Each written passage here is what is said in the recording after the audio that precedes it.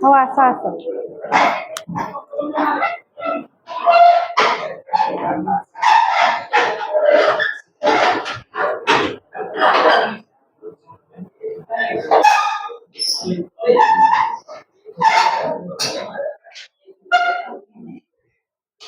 କଣ ପଢିବା ଆଜି?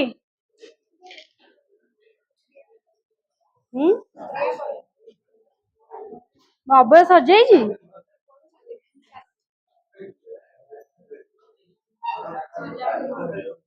ଅଭୟ ତ ସାରିଦବ ପ୍ରିୟା ପଢିବା ଆଉ।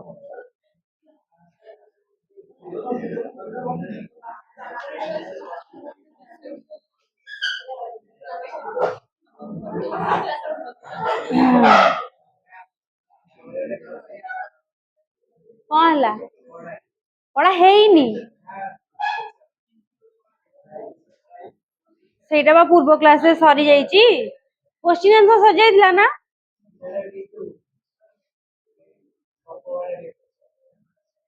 ଷ୍ଟାର୍ଟ ହେଇନି।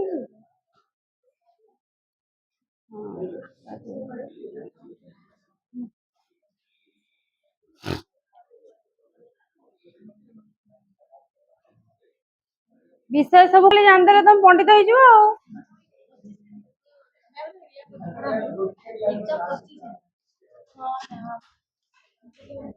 ଅଭୟ କ୍ରିୟା ସରିଯିବ, ବ୍ୟସ୍ତ ନାହିଁ।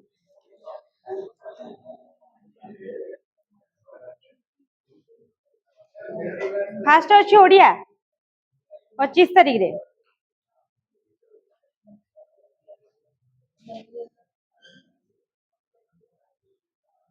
ପୟରେ ପଶୁଛି ଶରଣ। ଆସିବନି, ଏମିତି ଗୋଟାଏ ପାଠକୁ 2 ଥର ଲେଖା ପଢେଇବି।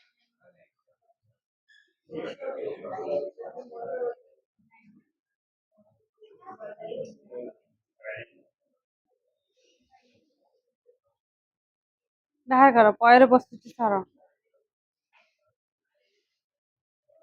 ଟିକେ ଡିସ୍କସନ କରିଦବା, ତାପରେ ଅଭୟ ଅଧା ପଢା ହେଇଛି ନା ସରିଯାଇଛି?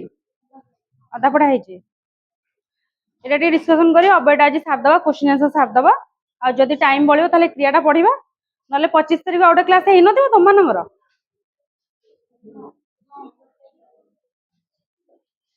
ବିଷୟରୁ ହିଁ ଅଧିକ କୋଶ୍ଚିନ୍ ଆସିବ ବୋଧେ, ଗ୍ରାମାରରୁ 10 ମାର୍କ ଖଣ୍ଡେ ଆସିବ ବୋଧେ। କେତେ ଜଣ ପଢି ନଥିଲ ପୟରେ ପଶୁଛି ଶରଣ?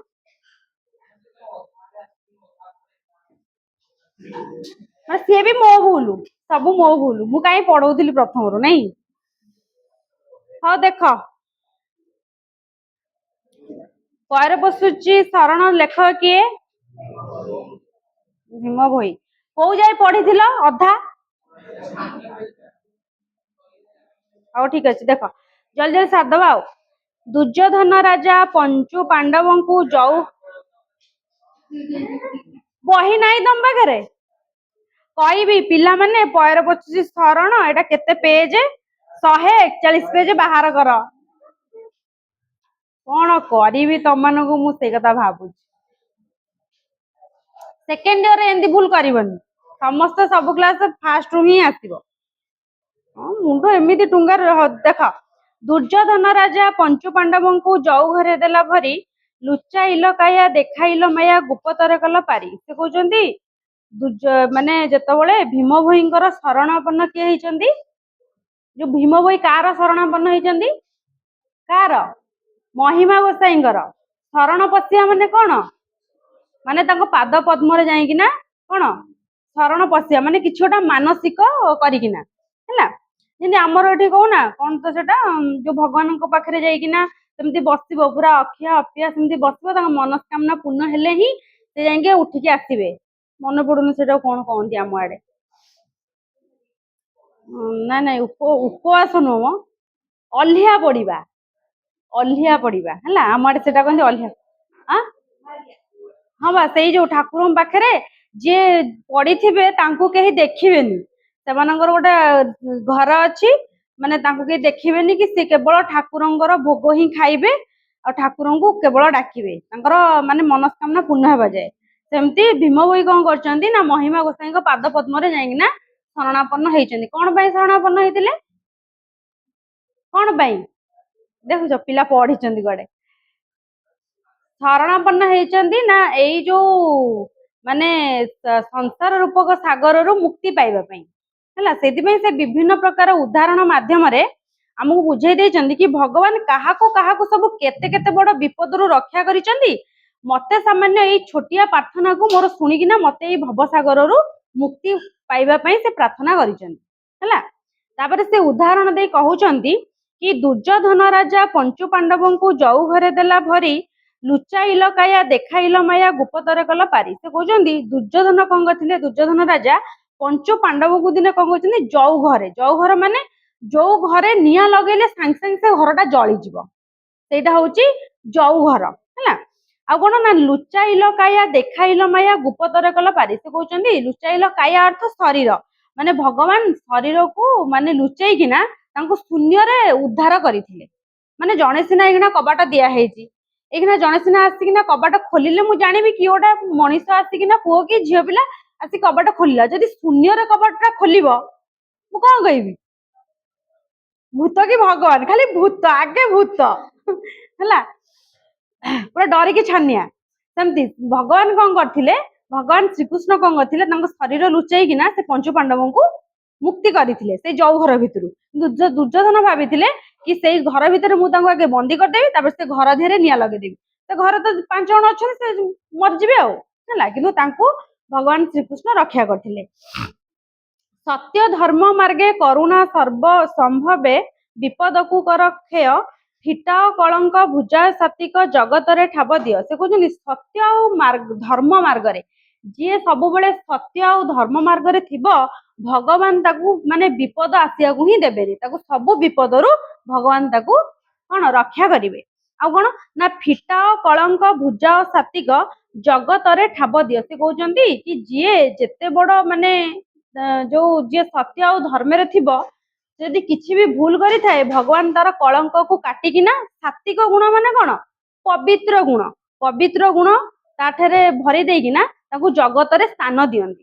ଯେମିତି ଆମେ ଗୋଟେ ବହୁତ ବଡ ଭୁଲ କରିଦେଇଛେ, ଆମେ ଯେତେବେଳେ ମାନେ ଯୁକ୍ତି କରିବା କିନ୍ତୁ ଜଣଙ୍କ ପାଖେ ଯାଇକିନା ଆମେ ସରେଣ୍ଡର କରିଦେବା କି ମୁଁ ଭୁଲ କରିଛି, ମୋର କ୍ଷମା ମାନେ ମତେ କ୍ଷମା କରିଦିଅ, ସେଟା ଠିକ ନା ନାଇଁ? ସେମିତି ଭଗବାନ କହୁଛନ୍ତି ଯିଏ ଧର୍ମରେ ଥିବ, ଯିଏ ସତ୍ୟରେ ଥିବ, ମୁଁ ତାକୁ କଣ କରେ ନା ତାର ସବୁ କଳଙ୍କକୁ ଫିଟେଇକିନା ତାକୁ ଏଇ ଜଗତରେ ପବିତ୍ର ଗୁଣ ତା ଭିତରେ ଭରିକିନା ମୁଁ ସ୍ଥାନ ଦିଏ ହେଲା।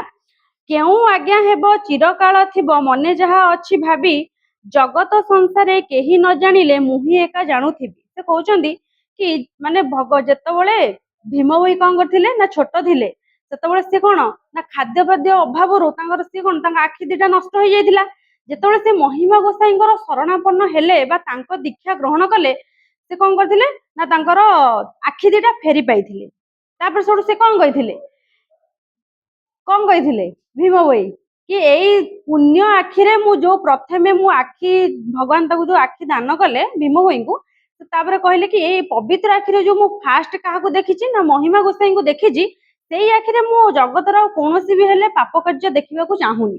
ତେଣୁକରି ସେ ଠାକୁରଙ୍କ ଆଗରେ ଆଖି ଚକ୍ଷୁଦାନ ପାଇଥିଲେ ବି ସେ ଜଗତ ପାଇଁ ସବୁବେଳେ ଅନ୍ଧ ହେଇକିନା ରହୁଥିଲେ, କି ଜଗତରେ କୌଣସି ଖରାପ କାର୍ଯ୍ୟ ସେ ଦେଖିବେ ନାହିଁ ବୋଲି ହେଲା। ସେ କହୁଛନ୍ତି ମାନେ କେଉଁ ଆଜ୍ଞା ହେବ ଚିରକାଳ ଥିବ ମନେ ଯାହା ଅଛି ଭାବି, ତମେ ମତେ ଯୋଉ ଆଜ୍ଞା ଦେଇଛ ସେଟା ମୁଁ ଚିର ଦିନ ପାଇଁ ମାନେ ମୋ ମନ ଭିତରେ ଥିବ। ଆଉ କଣ ନା ଜଗତ ସଂସାର କେହି ନ ଜାଣିଲେ ମୁଁ ହିଁ ଏକା ଜାଣୁଥିବି। କାରଣ ଦେଖ ଯିଏ ଯୋଉ ଠାକୁରଙ୍କୁ ବି ଆମେ ଭକ୍ତି କରୁ, କୌଣସି ଗୋଟେ ବିପଦରୁ ଆମେ ଯଦି ଠାକୁରଙ୍କୁ ଡାକିବା ମାତ୍ରେ ଆମର ବିପଦଟା ମାନେ ଖଣ୍ଡନ ହେଇଯାଏ, ଆମେ ଭାବୁ କି ମୁଁ ଭଗବାନଙ୍କୁ ଡାକିଲି ସେତିକି ବିଶ୍ୱାସ ଅଛି ବୋଲି ଭଗବାନ ମୋର ମାନେ ବିପଦକୁ କାଟିଦେଲେ। ସେମିତି ସେ କହୁଛନ୍ତି ଜଗତରେ ଯିଏ ବିଶ୍ୱାସ କରୁ କି ନ କରୁ, କିନ୍ତୁ ମୁଁ କେତେ ତମକୁ ଡାକିକିନା କେତେ ଫଳ ପାଇଛି ସେଟା ମୁଁ କେବଳ ଜାଣିଛି। କିଏ କହିଲେ? ଭୀମ ଭୋଇ କହୁଛନ୍ତି ହେଲା।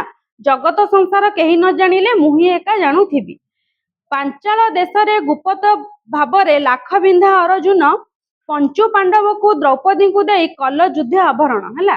ସେ କହୁଛନ୍ତି କଣ ନା ଯେତେବେଳେ ପାଞ୍ଚାଳ ଦେଶରେ ମାନେ ହଉଥିଲା କଣ, କାର ସ୍ୱୟଂବର ହଉଥିଲା, ଦ୍ରୌପଦୀଙ୍କର ହଉଥିଲା ସ୍ୱୟଂବର। ସେଇ ସ୍ୱୟଂବରକୁ କିଏ ଯାଇଥିଲେ, ଅର୍ଜୁନ ଯାଇଥିଲେ। କୋଉ ବେଶରେ, ଅର୍ଜୁନ ନିଜ ଅର୍ଜୁନ ବେଶ ଧରି ନୁହଁ, ବ୍ରାହ୍ମଣ ବେଶ ଧରିକିନା ଯାଇଥିଲେ। ମାନେ ଦ୍ରୌପଦୀଙ୍କ ସ୍ୱୟଂବରରେ ଯାଇଥିଲେ। ତାଙ୍କ ସ୍ୱୟଂବରରେ କଣ ଥିଲା ନା ଗୋଟେ ଯୋଉ ମାଛର ଆଖିକୁ ହେଲା, ଆଖିକୁ କଣ କରିବେ ନା ଲାଖ ପିନ୍ଧିବେ। ସେ ଆଖିର ତାର ମଝି ଡୋଳାରେ ଯାହାର ଯାଇ ତୀର ବାଜିବ ସିଏ ହିଁ ଦ୍ରୌପଦୀଙ୍କୁ ବିବାହ କରିବ ହେଲା। ସେ କଣ କରିଥିଲେ ନା ସେଇ କଥା କହୁଛନ୍ତି, ପାଞ୍ଚାଳ ଦେଶରେ ଭୂପତ ଭାବରେ ଲାଖ ପିନ୍ଧା ଅର୍ଜୁନ ପଞ୍ଚୁ ପାଣ୍ଡବକୁ ଦ୍ରୌପଦୀକୁ ଦେଇ କଲ ଯୁଦ୍ଧ ଆଭରଣ। ଯେତେବେଳେ କଣ ହେଇଛି ନା ସେ ବ୍ରାହ୍ମଣ ବେଶରେ ଯାଇକିନା ଅର୍ଜୁନ ଲାଖ ପିନ୍ଧିକିନା କଣ କରୁଛନ୍ତି ନା ଦ୍ରୌପଦୀଙ୍କୁ ବିବାହ କରିକିନା ଆସିଛନ୍ତି। ତାପରେ କଣ କରୁଛନ୍ତି ନା ପଞ୍ଚୁ ପାଣ୍ଡବଙ୍କୁ ଯେତେବେଳେ ତାଙ୍କ ଯୋଉ ଦ୍ରୌପଦୀଙ୍କୁ ଦାନ କରିଛନ୍ତି, ସେତେବେଳେ କଣ ହେଇଛି ନା ତାଙ୍କ ଭିତରେ ଯୁଦ୍ଧ ହେଇଛି। ଦ୍ରୌପଦୀଙ୍କ ଲାଗି ବି ମହାଭାରତ ଯୁଦ୍ଧ ହେଇନଥିଲା କି। କଲ ଯୁଦ୍ଧ ଆଭରଣ ଗୁରୁଦେବ ସ୍ୱାମୀ ସର୍ବ ଅନ୍ତର୍ଯାମୀ ଅଧିକ କହିବି କେତେ। ସେ କହୁଛନ୍ତି କାହାକୁ ନା ଯୋଉ ଭୀମ ଯୋଉ ମହିମା ଗୋସାଇଙ୍କୁ କହୁଛନ୍ତି କି ହେ ଗୁରୁଦେବ ତମେ ତ ହଉଛ ସର୍ବ ଅନ୍ତର୍ଯାମୀ। ମାନେ ସେ କଣ ଭଗବାନ ଯେ ସବୁ ଜାଣିଛନ୍ତି ନା, ତମେ ତ ସର୍ବ ଅନ୍ତର୍ଯାମୀ, ମୁଁ ଆହୁରି କେତେ ଅଧିକ ତମକୁ ଆଉ କହିବି। ପ୍ରଭୁ ଶ୍ରୀ ଛାମୁରେ ମନର ଭିତରେ ମାଗୁଣି ମୋହର ଏତେ, ସେବା ଭକ୍ତି ନିଅ ହସ୍ତେ ତୋଳି ଦିଅ କର୍ମ ସିଦ୍ଧି ବିଧାନକ, ଦୟାରେ ବର୍ଦ୍ଧୁତ କରି ଅବଧୂତ ସମ୍ମାନ କରି ରଖ। ସେ କହୁଛନ୍ତି ମୋର ଏଇ ଯୋଉ କଣ ନା ସେବା ଭକ୍ତି ନିଅ ହସ୍ତେ ତୋଳି ଦିଅ କର୍ମ ସିଦ୍ଧି ବିଧାନକ। ସେ କର୍ମ ସିଦ୍ଧି ବିଧାନକ କହିଛନ୍ତି, ଦେଖ ଆମେ ସମସ୍ତେ ଏଠି ପାଠ ପଢୁଛେ କିନ୍ତୁ ଆମର ରେଜଲ୍ଟ କଣ ହବ ସେ କଥା ଭଗବାନ ଜାଣିଛନ୍ତି। ଆମେ କେବଳ କର୍ମ କରିବା କିନ୍ତୁ ଫଳଟା ଭଗବାନଙ୍କ ଉପରେ ଛାଡିଦବା। ସେ କହୁଛନ୍ତି କର୍ମ ସିଦ୍ଧି ବିଧାନକ ମାନେ ଯେ ଯାହାର କର୍ମ ଅନୁସାରେ ଫଳ କିଏ ଦିଅନ୍ତି ନା ଭଗବାନ ଦିଅନ୍ତି। ସେଥିପାଇଁ ତାଙ୍କୁ କୁହାଯାଏ କର୍ମ ସିଦ୍ଧି ବିଧାନକ। କଣ ଯିଏ ଆମର ଯୋଉ କହନ୍ତି ବିଧାନସଭାରେ ଯିଏ ବିଚାରପତି, ସେମିତି ଭଗବାନ ହଉଛନ୍ତି ଆମର ବିଚାରପତି, ଯିଏକି ଆମର ସବୁ କର୍ମର କିଏ କେତେ ପରିଶ୍ରମ କରିଛି ସେଇ ଅନୁସାରେ ତାକୁ ଫଳ ଦେବେ ହେଲା। ସେ କହୁଛନ୍ତି ମୋର ଏଇ ଯୋଉ କଣ ନା ମୁଁ ଛାର ତ ମଣିଷ ମାନେ ଛୋଟିଆ ଭକ୍ତ ମାତ୍ର, ମୋର ଏଇ ଯୋଉ ଟିକେ ମୁଁ ସେବା ଭକ୍ତି ମାନେ ତମକୁ କରୁଛି, ତମେ ନିଜ ହାତରେ ତାକୁ ସ୍ୱହସ୍ତରେ ଗ୍ରହଣ କର। ଆଉ କଣ ନା ଦୟାରେ ବର୍ଦ୍ଧୁତ କରି ଅବଧୂତ ସମ୍ମାନ କରି ରଖ। ଦୟାରେ ମାନେ ଦେଖ ଯଦି ମାନେ ଭୀମ ଭୋଇ ଆଜି ଯଦି ମାନେ ଏତେ ଲେଖିଛନ୍ତି କି ତାଙ୍କ ଆଖି ଫେରି ପାଇଛନ୍ତି କାହା ଦୟାରେ, ଭଗବାନଙ୍କ ଦୟାରେ। କାରଣ ଛୋଟବେଳୁ ତାଙ୍କର ବାପା ମା ସମସ୍ତେ ମରି ଯାଇଥିଲେ, ବାପା ମରି ଯାଇଥିଲେ, ମା ଛାଡିକି ଚାଲି ଯାଇଥିଲେ। ସେ କଣ ନା ଗାଈ ଚରେଇକିନା ତାଙ୍କ ପେଟ ପୋଷୁଥିଲେ। ସେଇ କଥା କହୁଛନ୍ତି ମୁଁ ତମରି ଦୟାରେ ମୁଁ ବଢିଛି। ଆଉ ଅବଧୂତ କଣ, ଅବଧୂତ କାହା କୁହାଯାଏ, ଯିଏ ସନ୍ନ୍ୟାସୀ ଗ୍ରହଣ କରନ୍ତି, ଠାକୁରଙ୍କ ପାଖରେ ଯିଏ ସନ୍ନ୍ୟାସୀ ଗ୍ରହଣ କରନ୍ତି ଆମେ ତାଙ୍କୁ ଅବଧୂତ ବୋଲି କହିବା ହେଲା। ସେ କହୁଛନ୍ତି ମତେ ଯୋଉ ତମ ଦୟାରେ ମୁଁ ଯୋଉ ବଢିଛି, ବର୍ଦ୍ଧିତ ମାନେ ବଢିଛି, ଯୋଉ ବଢିକିନା ତମ ଶରଣାପନ୍ନରେ ଯୋଉ ଅବଧୂତ ହେଇଛି, ସମ୍ମାନ କରି ରଖ। ମାନେ ସେଇ ମାନେ ମୁଁ ଯୋଉ ସମ୍ମାନରେ ବଢିଛି ମତେ ସେଇ ସମ୍ମାନ ମାନେ ସେଇ ଅବଧୂତ କରିକିନା ହିଁ ତମର ଶିଷ୍ୟ ଭାବରେ ମତେ ସବୁବେଳେ ତମ ପାଦ ପଦ୍ମରେ ରଖିଥାଅ ହେଲା। ଆଉ କଣ ନା ତ୍ରେତୟା ଯୁଗରେ ରାମ ଅବତାରେ ଅଭିଷେକ ହେବା ବେଳେ ମିଳି ସର୍ବ ଋଷି ଚାହିଁ ରୂପ ରାଶି ପଞ୍ଚୁ ମନେ ବିଚାରିଲେ। ତ୍ରେତୟା ଯୁଗରେ ଯେତେବେଳେ କଣ ହେଇଥିଲା ନା ଅଶ୍ୱମେଧ ଯଜ୍ଞ ହେଇଥିଲା। ଅଶ୍ୱମେଧ ଯଜ୍ଞ କାହିଁ କରାଯାଏ ନା ଯେତେବେଳେ ବ୍ରହ୍ମ ହତ୍ୟା ପାପରୁ ମୁକ୍ତି ପାଇବା ପାଇଁ ଆମର ଯୋଉ କଣ ତ ସେଟା ଅଶ୍ୱମେଧ ଯଜ୍ଞ କରାଯାଏ। ଯେହେତୁ ରାମଚନ୍ଦ୍ର କାହାକୁ ମାରିଥିଲେ, କାହାକୁ ମାରିଥିଲେ ଯୁଦ୍ଧରେ, ରାବଣକୁ ମାରିଥିଲେ। ରାବଣ କୋଉ କୁଳରେ ଥିଲା, ଯୋଉ ବ୍ରାହ୍ମଣ ବଂଶର। ସେଥିପାଇଁ ତାଙ୍କୁ ବ୍ରାହ୍ମଣକୁ ମାରିଥିଲେ ବୋଲି ବ୍ରହ୍ମ ହତ୍ୟା ପାପରୁ ମୁକ୍ତି ପାଇବା ପାଇଁ କଣ କରିଥିଲେ ନା ସେ ଅଶ୍ୱମେଧ ଯଜ୍ଞ କରିଥିଲେ। ସେ ଅଶ୍ୱମେଧ ଯଜ୍ଞରେ କଣ ହେଇଛି ନା ସବୁଆଡୁ ଦେଶ ବିଦେଶ ମାନେ ସେ ରାଜ୍ୟର ଯେତେ ସବୁ ମୁନି ଋଷି ପ୍ରଜା ପାଟକ ଯେତେ ସବୁ ଥିଲେ ସମସ୍ତଙ୍କୁ ନିମନ୍ତ୍ରଣ କରିଥିଲେ, ସବୁ ମୁନି ଋଷି ମାନେ ଆସିଥିଲେ। ଆଉ ସେଇ ଯଜ୍ଞରେ ରାମଚନ୍ଦ୍ର କହିଥିଲେ କି ସେଇ ଯଜ୍ଞର ମାନେ ଗୋଟେ ଇଏ ରଖିଥିଲେ କି ଯେତେ ସବୁ ପ୍ରଜା ପାଟକ ମାନେ ଆସିବେ, ଗରିବ ଆସିବେ, ସମସ୍ତଙ୍କୁ ଏତେ ଧନ ରତ୍ନ ପାଟ ବସ୍ତ୍ର ଦାନ କରିବ ଯେ ପର୍ଯ୍ୟନ୍ତ ସେ ମନା କରିନାହାନ୍ତି କି ଆମର ଆଉ ଦରକାର ନାହିଁ, ଯେ ପର୍ଯ୍ୟନ୍ତ ସେ ନଉଥିବେ ତାଙ୍କୁ ଦଉଥିବ ହେଲା। ସେ କଥା ସେ କହିଛନ୍ତି। ଯେତେବେଳେ ଯୋଉ ସେ ଅଶ୍ୱମେଧ ଯଜ୍ଞଟା ହେଇଥିଲା, ଯୋଉ ମୁନି ଋଷି ମାନେ ସବୁ ଆସିକିନା ଯୋଗଦାନ କରିଥିଲେ, ତାଙ୍କ ମନରେ ସିଏ ରାମଚନ୍ଦ୍ରଙ୍କର ସବୁ ଶୋଭାକୁ ଦେଖିକିନା ସେମାନେ ମନେ ମନେ ଭାବିଥିଲେ ଆମର ଟିକେ ଏଇ ପୁଣ୍ୟ ହୁଅନ୍ତା କି ଆମେ ଟିକେ ରାମଚନ୍ଦ୍ରଙ୍କର ସ୍ପର୍ଶ ପାଆନ୍ତୁ, ଟିକେ ରାମଚନ୍ଦ୍ରଙ୍କର ସେବା କରନ୍ତୁ। ସେ ମନେ ମନେ ଏଇଟାକୁ ମାନସିକ କରିଥିଲେ। କିନ୍ତୁ ସେଇ ଯଜ୍ଞରେ ଆଉ ଗୋଟେ ବି ଥିଲା କି ଯୋଉମାନେ ଯାହା ମନସ୍କାମନା କରିକି ଆସିଥିବେ ସେଇ ଯଜ୍ଞରେ ସମସ୍ତଙ୍କର ମନସ୍କାମନା ପୂର୍ଣ୍ଣ ହବ। ମାନେ ଯେମିତି ରାମଚନ୍ଦ୍ର କହିଥିଲେ, ଯେହେତୁ ରାମଚନ୍ଦ୍ର କଣ ଗୋଟେ ଏତେ ବଡ ମହାଯଜ୍ଞ, ସେଇଟା ହଉଛି ସବୁଠାରୁ ବଡ ଯଜ୍ଞ ହେଲା। ତେଣୁକରି ସମସ୍ତଙ୍କୁ କହିଥିଲେ କଣ, ଗୋଟେ ଗରିବର ତାର କଣ ଦରକାର, ଧନ ଦରକାର, ରତ୍ନ ଦରକାର, ଖାଇବାକୁ ଖାଦ୍ୟ ଦରକାର, ପିନ୍ଧିବାକୁ କଣ ବସ୍ତ୍ର ଦରକାର, ସେଇଥିପାଇଁ ତାଙ୍କୁ ସବୁ ଯୋଗେଇ ଦେ, ଯିଏ ଯାହା ମନ ଆସିବ ସେଠି ପୂର୍ଣ୍ଣ ହବ। ଯେହେତୁ ମୁନି ଋଷି ମାନେ ସବୁ ମନସ୍କାମନା କରିଥିଲେ କି ଆମେ ରାମଚନ୍ଦ୍ରଙ୍କର ସେବା କରୁ, ତାଙ୍କ ସ୍ପର୍ଶ ଟିକେ ମାନେ ଅଙ୍ଗଲାଭ ଟିକେ ସ୍ପର୍ଶ କରୁ, ସେଥିପାଇଁ ରାମଚନ୍ଦ୍ର ବି ତାଙ୍କର ମାନେ ମନସ୍କାମନା ପୂର୍ଣ୍ଣ କରିଥିଲେ। କେମିତି ପୂର୍ଣ୍ଣ କରିଥିଲେ, ତାଙ୍କ କଳ୍ପନା ମନେ ଘେନି ଆପଣ ଆହେ ଅଣରୂପ ଶୂନ୍ୟ, ବଜ୍ର ନାରୀ କରି ଗୁପତେ ଲଭିଲ, ମନ ବାଞ୍ଛା କଲ ପୂର୍ଣ୍ଣ ହେଲା। ସେ କଣ କରିଛନ୍ତି ନା, ସେ କହିଲେ ଏ ଯୁଗରେ ତ ମୁଁ ଯେହେତୁ ମାନେ ଏକ ପତ୍ନୀବ୍ରତା ହେଇଛି, ମୁଁ ତ ତମକୁ ମାନେ ତାଙ୍କର ଯୋଉ ମୁନି ଋଷି ମାନେ ସବୁ ମନସ୍କାମନା କରିଥିଲେ, କହିଲେ ପରବର୍ତ୍ତୀ ଯୁଗରେ ବା ଦ୍ୱାପର ଯୁଗରେ କଣ ହବ ନା, ମୁଁ ହେବି କୃଷ୍ଣ, ତମେ ହବ ସବୁ ମୋର କଣ ହବ ଗୋପୀ ହେଲା। ମାନେ କେତେ କେତେ ସବୁ ଶହ ଶହ ମୁନି ଋଷି ମାନେ ଯାଇଥିଲେ ନା, ସେଥିପାଇଁ କହିଲେ ମୁଁ ପର ଜନ୍ମରେ କଣ ହେବି ନା, ମୁଁ କୃଷ୍ଣ ହେବି, ତମେ ମୋର ଗୋପୀ ହବ ହେଲା। ସେଥିପାଇଁ ସେ କହିଛନ୍ତି କି ତାଙ୍କ ମନସ୍କାମନା ଘେନି ଆପଣ ଆହେ ଅଣଶୂନ୍ୟ, ମାନେ ଅଣରୂପ ଶୂନ୍ୟ, ମାନେ ଯାହାର ରୂପ ନାହିଁ ହେଲା। ବ୍ରଜ ନାରୀ କରି ଗୁପତେ ଲଭିଲ, ମନ ବାଞ୍ଛା କଲ ଭୁଲ। ଯୋଉମାନେ ପୂର୍ବ ଯୁଗରେ ମୁନି ଋଷି ଥିଲେ, ସେ ପର ଯୁଗରେ ଗୋପୀ ହେଇକିନା ଜନ୍ମଗ୍ରହଣ କଲେ। ମୁହିଁ ସିନା ଅନ୍ତର୍ଗତରେ ଭାବନା କରୁଅଛି ନିରନ୍ତରେ, ସେ କହୁଛନ୍ତି ସିଏ ସିନା ଯାଇକିନା ଯଜ୍ଞରେ ମାନେ ଆପଣଙ୍କୁ ଯୋଉ ଭଗବାନଙ୍କୁ କହୁଛନ୍ତି କି ସିଏ ସିନା ଯଜ୍ଞରେ ଯାଇ ମନସ୍କାମନା ଯୋଉ ମନସ୍କାମନା କରିଥିଲେ, କିନ୍ତୁ ମୁଁ ଆପଣଙ୍କୁ ଅନ୍ତର୍ଗତ ମାନେ ମୋ ମନ ଭିତରେ ମୁଁ ତମକୁ ନିରନ୍ତରରେ କହୁଛି ମୋ ମନସ୍କାମନା ଟା ହେଲା। ଚାହିଁ ଦେଲେ ହରି ଯିବି ମୁଁ ନିସ୍ତରୀ, କରୁଣା ଜଳେ ସାଙ୍ଗରେ। ସେ କହୁଛନ୍ତି ମାନେ ଏତେ ଏତେ ବଡ ବଡ ସବୁ ବିପଦରୁ ସମସ୍ତଙ୍କୁ ରକ୍ଷା କରିଛ, ମାନେ ମୋର ଗୋଟିଏ ଛୋଟ ଅନୁରୋଧ ହଉଛି କି ମତେ ଏଇ ସଂସାର ରୂପକ ସାଗରରୁ ମତେ ମାନେ ମୁକ୍ତି କରିବା ପାଇଁ ବା ପାର ହେବା ପାଇଁ ହେଲା। ଆଉ ତମେ ଯଦି ଖାଲି ଟିକେ ଚାହିଁଦବ, ମୁଁ ସେଇଥିରେ କଣ କରିବି ନା, ସେ କରୁଣା ଜଳରେ ସେ ସାଗରରେ ମୁଁ ମିଶିଯିବି ହେଲା। ଆଉ କଣ ନା, କଂସ ଆଜ୍ଞା ଘିନି ପ୍ରଭୁ ବେନୁ ପାଣି, ପଦ୍ମ ପୁଷ୍ପ ଜାନ୍ତେ ତୋଳି, ଫୁଲ ସଜ୍ଜା ପରେ ଶୟନ ସ୍ଥାନରେ ପୟରେ ଦନ୍ତିଲା କାଳି ହେଲା। ସେ କହୁଛନ୍ତି କଣ ନା, କଂସ ଯେତେବେଳେ କଂସ କଣ କରିଥିଲା ନା, ଯୋଉ ଗୋପପୁରକୁ ଆଜ୍ଞା ଦେଇଥିଲେ କି ମତେ କେତେ ନା 100 କେତେ କହିଥିଲି, 108 ନା କେତେ କହିଥିଲି, 1 ଲକ୍ଷ ପଦ୍ମ ନା କେତେ କହିଥିଲି ମନେ ପଡୁନି ମୋର, ଆଉ 1 ଲକ୍ଷ ଲେଖିଛ ତ, ମନେ ପଡୁନି, ଭୁଲି ଯାଇଛି। ହଁ, କଂସ ଆଜ୍ଞା ଘେନି ପ୍ରଭୁ ବେଣୁପାଣି ପଦ୍ମ ପୁଷ୍ପେ, ମାନେ ଗୋପପୁରକୁ ଯୋଉଥିରେ ତମେ ଟିଭିରେ ଦେଖିଥିବ ଗୋଟେ ପୋଖରୀ ଥିବ, ସେ ପୋଖରୀଟା ପୁରା ପୁରା ନେଳିଆ ନୀଳ ନୀଳ ପାଣି ହେଇଥିବ, ଯେମିତି ପୁରା ବିଷ, ମାନେ ସେଇଥିରେ କିଏ ରହୁଥିବ ନା, କାଳିଆ ନାଗ ରହୁଥିବ। ମାନେ ତାର ବିଷ ଏତେ ପ୍ରଖର ଯେ ସେ ପାଣି ପୁରା ନୀଳ ହେଇଯାଇଥିବ ନାଇଁ କି। ତେଣୁକରି ସେଇ ପୋଖରୀକୁ ଆଉ କେହି ବି, ସେ ପୋଖରୀ ପାଖାପାଖି ବି ଯଦି କେହି ଯାଉଥିବେ, ସେ ବିଷର ବାସ୍ନାରେ ସେ ମରିଯିବେ, ମାନେ ସେ ଏତେ ବିଷ ତାର। ସିଏ କଣ କରିଥିଲେ ନା, ସେଇ ପଦ୍ମ ଯୋଉ ପୋଖରୀରେ ପୁରା ପଦ୍ମ ଭର୍ତ୍ତି ହେଇଥିଲା। କଂସ ରାଜା କଣ କରିଥିଲେ ନା, ସେତେବେଳେ କଂସ ରାଜା ଥିଲେ, ଗୋପପୁରକୁ କହିଥିଲେ କି ମତେ 1 ଲକ୍ଷ ଦବା ପାଇଁ କଣ ନା, ପଦ୍ମ ଫୁଲ ତୋଳିକି ଆଣିକିନା ସେଇ ପୋଖରୀରୁ ଦବ। ଯେହେତୁ ସେ ରାଜା ଥିଲେ, ସେ କଣ ବହୁତ ରାଗି ଥିଲେ, କଂସ ସମସ୍ତଙ୍କୁ ମାନେ ମାରି ମୁରି ଦଉଥିଲେ, ସେଥିପାଇଁ ଗୋପପୁରକୁ କହିଥିଲେ ଯେ 1 ଲକ୍ଷ ପଦ୍ମ ଫୁଲ ମତେ ତୋଳିକି ଦବ। ସେ କଣ କଲେ ନା, ଶ୍ରୀକୃଷ୍ଣ ଯାଇଥିଲେ ତୋଳିବା ପାଇଁ। କଣ ଗପୁଛ ନା ଶୁଣୁଛ, କଣ ହେଇଛି ନା, 1 ଲକ୍ଷ ପଦ୍ମ ତୋଳିବାକୁ ଯାଇଥିଲେ କିଏ ନା, ଶ୍ରୀକୃଷ୍ଣ। ଯେତେବେଳେ ଯାଇଛନ୍ତି, କାଳିଆ ନାଗ ସେତେବେଳେ କୋଉଠିଲା ନା, ଫୁଲ ଶଯ୍ୟାରେ ଶୟନ କରିଥିଲା ପଦ୍ମ ଫୁଲରେ।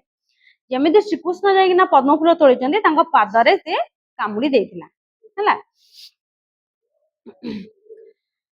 ବେନୁ ପାଣି କିଏ, ଶ୍ରୀକୃଷ୍ଣ ହେଲା।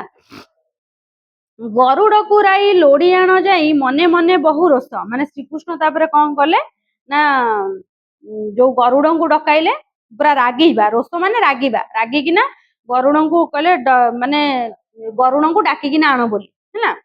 ଶରଣ ବୋଲନ୍ତେ କାରଣ ପାଇଲା, କ୍ଷମା କଲ ତାର ଦୋଷ। ଯେତେବେଳେ ସେ ଗରୁଡଙ୍କ ଠାରୁ ଶୁଣିଲା କି ଇଏ ହଉଛନ୍ତି ସ୍ୱୟଂ ଶ୍ରୀକୃଷ୍ଣ, ମାନେ ଏତେ ବଡ ଦେବତା, ତାପରେ କଣ ହେଇଛି ନା, କାଳିଆ ନାଗ କଣ ହେଇଛି ନା, ତାଙ୍କ ପାଦ ପଦ୍ମରେ ଶରଣ ପଶିଛି ବା ତାଙ୍କୁ କ୍ଷମା ଭିକ୍ଷା କରିଛି।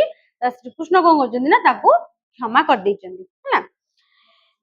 ତାପରେ ସେଠୁ ଭୀମ ଭାଇ କହୁଛନ୍ତି କି ତେଡେ ଅପରାଧ ତାକୁ କ୍ଷମା କଲ ଜ୍ୟୋତିର୍ମୟ ବ୍ରହ୍ମଚାରୀ। ସେ କହୁଛନ୍ତି ସେ କଣ ଏତେ ବଡ ଗୋଟେ ଭଗବାନଙ୍କୁ କାମୁଡି ଦେଲା, ସେ କେତେ ବଡ ଯେ ମାନେ ପାପ କାମ କରିଛି, ତାକୁ କ୍ଷମା କଲ।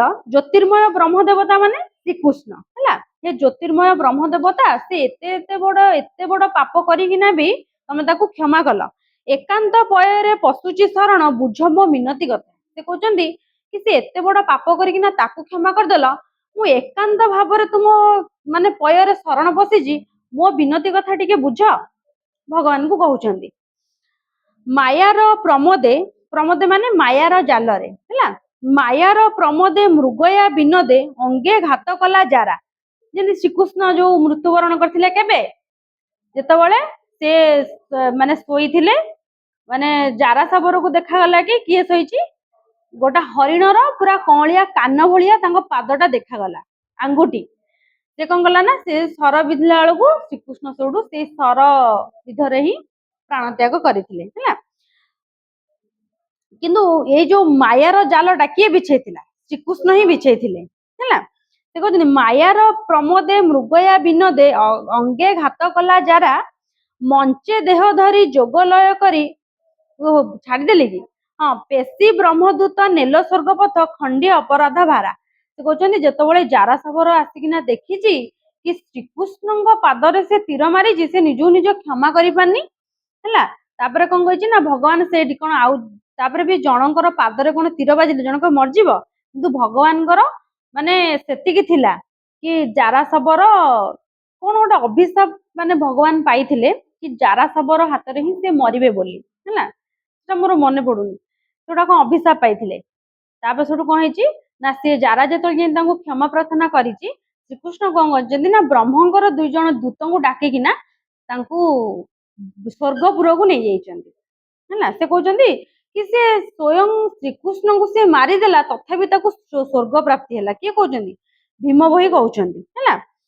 ମଞ୍ଚେ ଦେହ ଧରି ଯୋଗ ଲୟ କରି ଆହେ ନୀଳଗିରି ବାସୀ, ନାମ ବିକି ସାହସ କିଣି ବଖାଣି ଜନ୍ମ ଜନ୍ମାନ୍ତର ଦୋଷୀ। ସେ କହୁଛନ୍ତି ମଞ୍ଚେ ଦେହ ଧରି ଯୋଗ ଲୟ କରି, ମାନେ ପ୍ରଥମେ ଯୋଉ ଆମେ ଯୋଉ ଜଗନ୍ନାଥଙ୍କୁ ପୂଜା କରୁଛେ, ପ୍ରଥମେ ସେ କୋଉଠି ଦେହ ଧରି ଜନ୍ମଗ୍ରହଣ କରିଥିଲେ, କୋଉଠି? ନୀଳଗିରିରେ ହେଲା। ମଞ୍ଚେ ଦେହ ଧରି ଯୋଗେ ଲୟ କରି ଆହେ ନୀଳଗିରି ବାସୀ, ନାମ ବିକି ସାହସ କିଣି ବଖାଣି ଜନ୍ମ ଜନ୍ମାନ୍ତରେ ଦୋଷୀ। ସେ କହୁଛନ୍ତି ଯେତେବେଳେ ଶ୍ରୀକୃଷ୍ଣ ଫାଷ୍ଟ କାହାକୁ ମାନେ ଆଜ୍ଞା ଦେଇଥିଲେ କି ମୁଁ ଏଇଠି ଅଛି, ମତେ ଏଇଠି ଆସି ତୁ ସବୁଦିନ ପୂଜା କରିବୁ, କାହାକୁ କହିଥିଲେ? ଶବରକୁ ବା କହିଥିଲେ, ଶବରକୁ କହିନଥିଲେ। ତାପରେ ସେ ସେଠୁ କଣ ହେଲା ନା, ସାମାନ୍ୟ ଶବର ହେଇକିନା ଭଗବାନ ତାକୁ ମାନେ ସ୍ୱପ୍ନଘାତ କରିଥିଲେ କି ମୁଁ ଏଇଠି ଅଛି, ତୁ ମତେ ଆସି ପୂଜା କରିବୁ। ସେ ତାପର ସକାଳୁ ଗଲା ବେଳକୁ ଭଗବାନ ସେଇଠି ଅଛନ୍ତି, ସେ ପୂଜା କରିକି ଆସେ। ଏଇ କଥା ସବୁ ସେ କାହାକୁ ବି ମାନେ ଭଗବାନ କହିଥିଲେ କି ତୁ ଏ କଥା କାହାକୁ କହିବୁନି। ସିଏ ଯେତେବେଳେ କାହାକୁ କହିଥିଲା, ସିଏ ଯାଇକିନା ତା ସ୍ତ୍ରୀ କି କହିଥିଲା ହେଲା। ସେଉଠୁ ତା ସ୍ତ୍ରୀ ସେଉଠୁ ଯେତେବେଳେ ଯାଇକିନା, ସ୍ତ୍ରୀ ଲୋକଙ୍କର ଗୁଣ ଅପରମାଣ, ଜଣେ ଜାଣିଲା ମାନେ ସେଟା ଗାଁ ଫେମସ ହେଲା। ସେଠୁ ସିଏ ଯାଇକି ଏମିତି ଏମିତି ଗପସପ ହଉ ରାଜାଙ୍କ ପାଖରେ ଖବରଟା ପହଞ୍ଚିଲା। ରାଜା କହିଲେ ମୁଁ ରାଜ୍ୟର ରାଜା ହେଇକିନା ମାନେ ଭଗବାନ ମତେ ପ୍ରସନ୍ନ ହେଲେନି, ତାକୁ ସ୍ୱପ୍ନଘାତ କରି ସିଏ ପୂଜା କରିବ। ତାକୁ ସେଠୁ କଣ କଲେ ନା, କହିଲେ ତୁ ଚାଲେ ମୁଁ ଦେଖିବାକୁ ଯିବି। ତାପରେ ରାଜା କଣ କଲେ ନା, ଗୋଟେ ତାଙ୍କ ଆଖିରେ ବି ପଟି ବନ୍ଧା ହେଲା, କିନ୍ତୁ ରାଜା ଗୋଟେ ଚାଲାକି କରିଥିଲେ। ସୋରିଷ ନା କଣ, ସୋରିଷ ସୋରିଷ କଣ କରିଥିଲେ ନା, ନେଇ ଯାଇଥିଲେ। ସେ ଯୁଆଡେ ଯୁଆଡେ ଗଲେ ପଡି ପଡିଗଲା। ତାପରେ ତା ବର୍ଷା ଦିନ ଯେମିତି ହେଲା, ସେ ଗଛ ଉଠିଲା। ଗଛ ଉଠିଲା ପରେ ଭଗବାନ ସେଉଠୁ କଣ କରିଥିଲେ ନା, ସେ ଜାଗା ଛାଡିକି ନାହିଁ ପଳେଇ ଆସିଥିଲେ। ସେ କହୁଛନ୍ତି ମୁଁ ସେଇଠି ଜନ୍ମଗ୍ରହଣ କରିଥିଲେ ବି କଣ କହୁଥିଲେ, ଯେମିତି ଦେଖ ଆମେ ଯେମିତି ସେ କହୁଛନ୍ତି କି ନାମ ସହସ୍ର ବିକି, ମାନେ ଏଇନା ପୁରୀ ମନ୍ଦିର ଆମେ ଯିବା, କିନ୍ତୁ ପୁରୀ ଆମେ ମନ୍ଦିର ସିନା ଯିବା, ବାହାରେ ସବୁ କେତେ ଲୋକ ମାନେ ଭଗବାନଙ୍କର ଫଟୋ ଭୋଗ ସବୁ ମାନେ ବିକିକିନା ସବୁ ଚଳୁଛନ୍ତି। ସେଇ କଥାକୁ ସେ କହିଛନ୍ତି ଲେଖକ ଯୋଉ ଭୀମ ଭୋଇ। ମୁଁ ଯେ ନିରନ୍ତରେ ପଡି ଦୁଃଖ ଘରେ ଶୂନ୍ୟବାନା ଛାୟା ତଳେ, ଶୂନ୍ୟବାନା ମାନେ ଶୂନ୍ୟ ରୂପକ ପତାକା ହେଲା, ତରିବାକୁ ଆଶା କରିଛି ଭରସା ଆଶୀର୍ବାଦ ନାବ ଜଳେ। ସେ କହୁଛନ୍ତି ମୁଁ ନିରନ୍ତରରେ ବା ମୁଁ ଏକାନ୍ତରେ ପଡି ଦୁଃଖ ଘର ଶୂନ୍ୟବାନା ଛାୟା ତଳେ, ଶୂନ୍ୟ ମାନେ ଶୂନ୍ୟ ରୂପକ ପତାକା ତଳେ ମୁଁ ତମକୁ ନିରନ୍ତରରେ ପ୍ରାର୍ଥନା କରୁଛି ବା ତୁମର ଶରଣ ପଶିଛି, ତରିବାକୁ ଆଶା କରିଛି ଭରସା ଆଶୀର୍ବାଦ ନାବ ଜଳେ। ସେ କହୁଛନ୍ତି ଏ ସଂସାର ହଉଛି ଗୋଟେ ସାଗର, ଆଉ କଣ ନା ତୁମର ଏଇ ଯୋଉ ସଂସାର ରୂପକ ସାଗରକୁ ମତେ ତରିବାକୁ ହେଲେ ତୁମର କରୁଣା ରୂପକ ମତେ କଣ ନା ଡଙ୍ଗା ଦରକାର ହେଲା। ତମେ ଯଦି ଟିକେ ଆଶୀର୍ବାଦ କରିବ ତାହେଲେ ମୁଁ ସେଇ କରୁଣା ରୂପକ ଡଙ୍ଗାରେ ମୁଁ ଏଇ ସାଗରଟା ପାରି ହେଇପାରିବି। ଲେଖି ଚିତ୍ର ଘଟ କରି ନଟକୁଟ ଯେସନେକ ରଙ୍ଗ ଢାଉ କାରୁଣ୍ୟ ଜଳରୁ ତାରଣ ହେବାକୁ ବୁଦ୍ଧି ଦିଶୁ ନାହିଁ ଆଉ। ସେ କହୁଛନ୍ତି ମାନେ କଣ ଚିତ୍ର ଘଟ ପିଲା ମାନେ କଣ କହିଥିଲେ ପୂର୍ବ କ୍ଲାସରେ କଣ ଚିତ୍ରଘଟ ଦେଇନି ବୋଧେ ଭୁଲି ଯାଇଛି ବୋଧେ କଣଟା କହିଥିଲି ପୂର୍ବ କ୍ଲାସରେ ମନେ ପଡୁନି। ପିଲାମାନେ ତମକୁ ଯୋଉ ମତେ ପଚାରିଲନି ପଞ୍ଚୁ ମନ କଣ କହିଥିଲି, ତମମାନେ ତ ପଚାରିଲନି। ପଞ୍ଚୁ ମନ ତମେ ତ କୋଶ୍ଚିନ୍ ପଚାରିବା କଥା ନା, ମୁଁ ସେଥିପାଇଁ ଛାଡି ଦେଇଥିଲି। ମୋର ଏବେ ମନେ ପଡିଲା। ଖାଲି ଦେଖି ଦେଖି ଯାଉଛ, ଶୁଣି ଶୁଣି ଯାଉଛ, ବୁଝୁଛ ନା ନାଇଁ କିଛି ଆଗକୁ ବୁଝିପାରୁଛ ନା ବୁଝିପାରୁନ? ପଞ୍ଚୁ ମନ କଣ କହିଲ? ମୁଁ ତ 5ଟା ମନ। କଣ ମନ?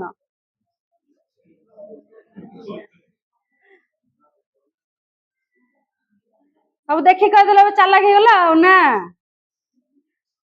ମନ, ସୁମନ, ବିମନ, କୁମନ, ଅମନ। ହଉ ଦେଖ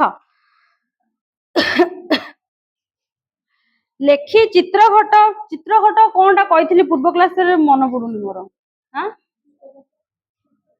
ଦୃଷ୍ଟପଣ କହିଥିଲି, କିନ୍ତୁ ପୂର୍ବ କ୍ଲାସରେ ମୁଁ କହିଥିଲି, ଭୁଲି ଯାଇଛି, ମୋର ମନେ ପଡୁନି। ହଉ ଦେଖ ଲେଖି ଚିତ୍ରଘଟ କିଏ କଷ୍ଟ ଶବ୍ଦ କେହି ଲେଖୁନ କି? କେହି ଲେଖୁନାହାନ୍ତି, ଦେଖୁଛ କେହି ବି କହିପାରୁନାହାନ୍ତି। ପୂର୍ବ କ୍ଲାସରେ କିନ୍ତୁ ଏଇଟା ଭଲସେ ପଢା ହେଇଥିଲା। ତମେ ଆସିନଥିଲେ ମୁଁ ଏମାନେ ସବୁ ଆସିଥିଲେ। ତମେ ଲେଖିଛ ଦୁଷ୍ଟପଣ, ଦୁଷ୍ଟପଟ। ଦେଖ ଲେଖି ଚିତ୍ରଘଟ କରି ନଟକୁଟ, ନଟକୁଟ ଅର୍ଥ ହଉଛି ଦୁଷ୍ଟପଣ।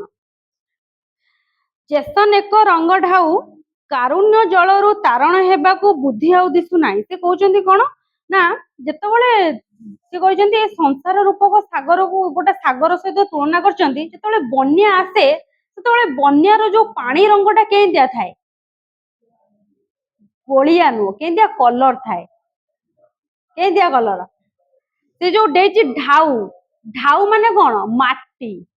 ଏଇଖିଣା ତମେ ସମୁଦ୍ରକୁ ଯିବ ତମକୁ ନେଳିଆ ପାଣି, ନଈକି ଯିବ ତମକୁ ପୁରା ସ୍ୱଚ୍ଛ, ପୁରା ଯେମିତି ଦେଖାଯିବ କାଚ ଫାଟିଲା ପାଣି, ନାଇଁ କି? ପୁରା ତମ ମୁହଁ ବି ତା ଦେହରେ ଦେଖାଯିବ।